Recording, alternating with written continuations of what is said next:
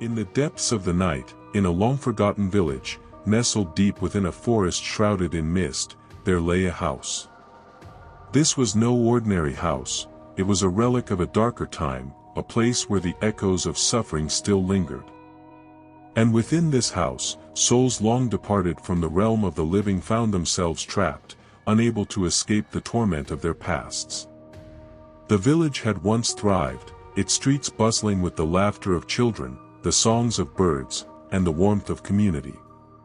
But then came a time of great despair. A plague swept through the land, carrying away young and old alike, leaving behind a trail of sorrow and anguish.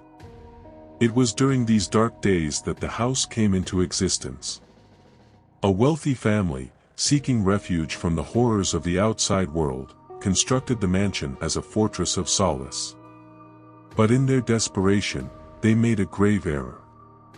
Unbeknownst to them, the land upon which they built their sanctuary was cursed, tainted by the malevolent spirits of those who had perished in the plague. The mansion's halls soon echoed with mournful whispers and ghostly footsteps. The family's joy turned to dread as they witnessed apparitions in the night, and strange occurrences plagued their waking hours.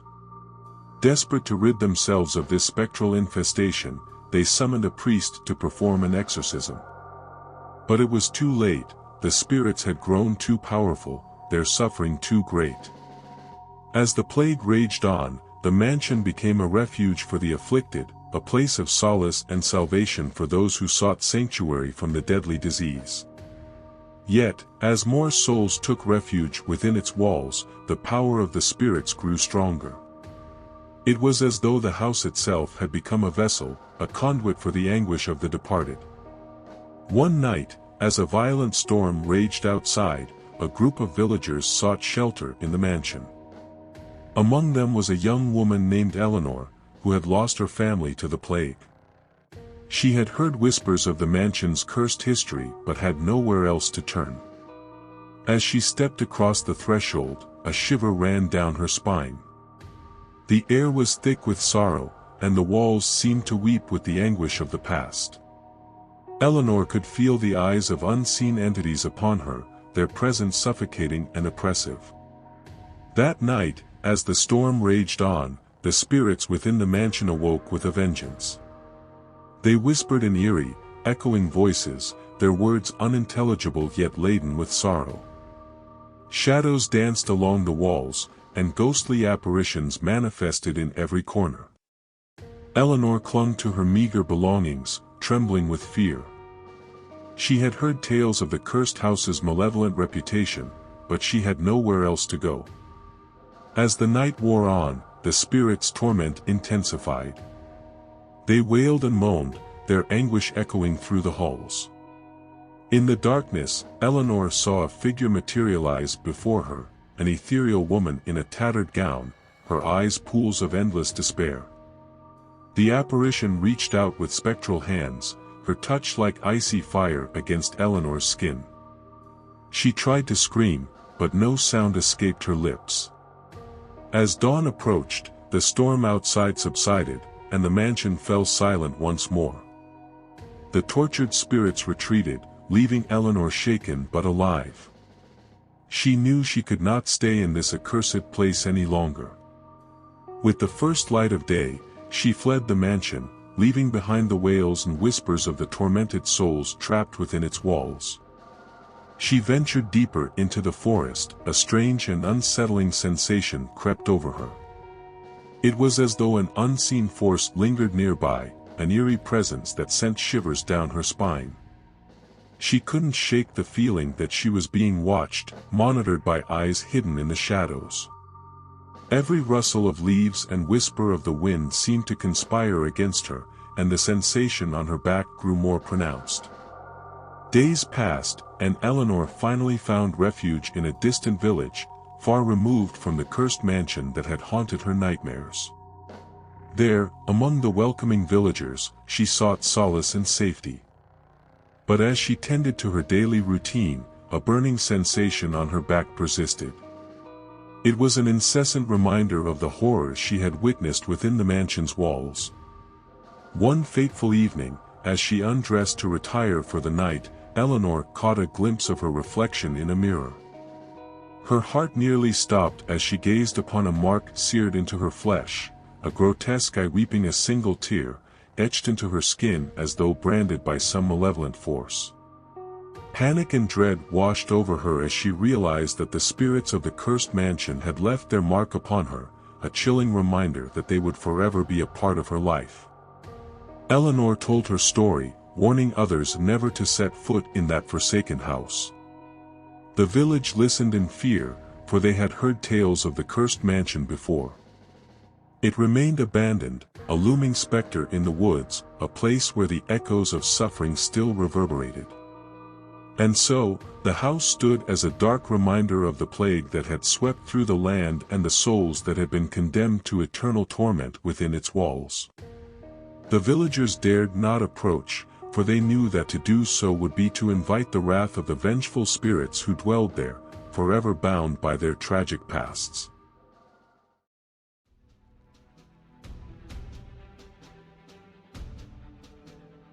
Amidst the quietude of a quaint town named Willowbrook, a shadow of terror descended like a shroud. It began with whispers of a strange illness, a mysterious malady that plagued the townsfolk. At first, they dismissed it as a common ailment, a passing sickness. But as days turned to weeks, the plague's malevolent grip tightened. The townspeople watched helplessly as their once thriving community spiraled into chaos. Families barricaded themselves in their homes, their windows and doors tightly sealed against the outside world. Fear had replaced the camaraderie that had once defined Willowbrook. Lucas, a local physician, was among the few brave souls who dared to venture outside. He donned a crude mask and cloak, designed to shield him from the contagion. Armed with his medical knowledge, he searched for answers.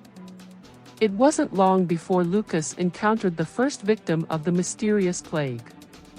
The afflicted man's body was covered in festering sores, and his once lively eyes had grown hollow and devoid of life. As Lucas examined the man, he noticed a pattern, a grotesque symbol etched into the victim's flesh, as if carved by unseen hands.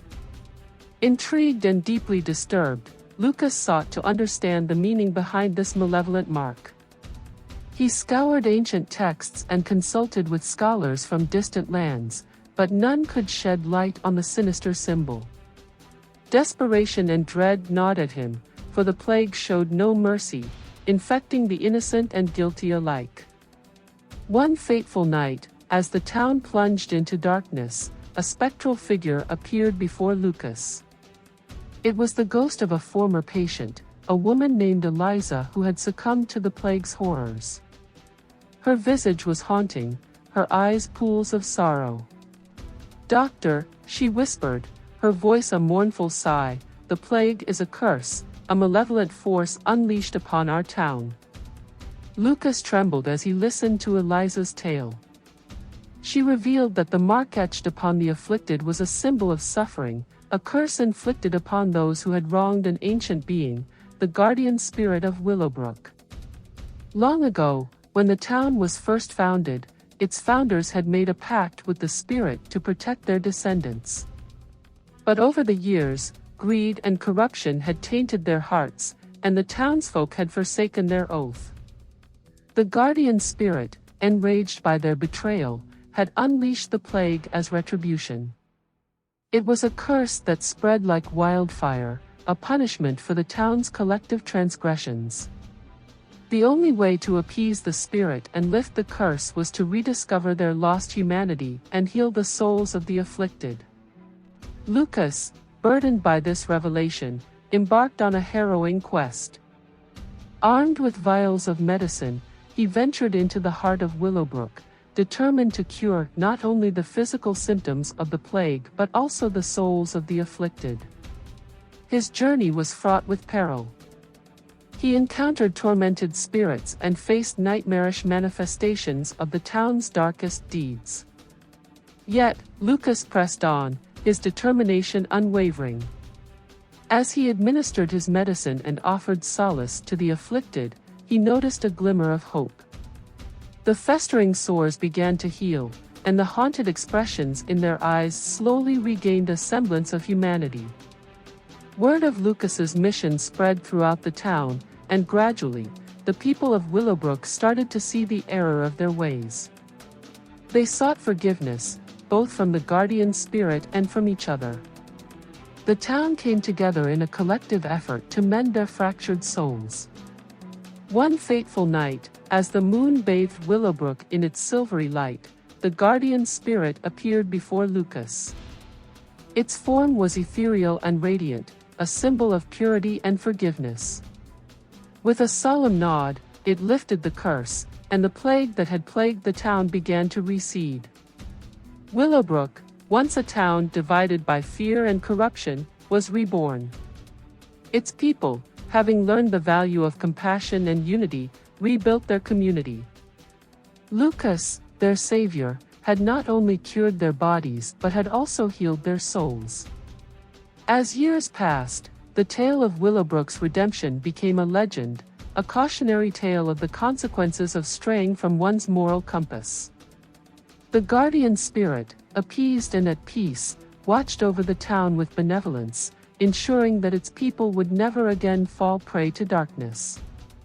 And Lucas, the town's humble physician turned savior, found solace in knowing that sometimes, even in the face of the most horrifying plagues, the power of compassion and redemption could prevail.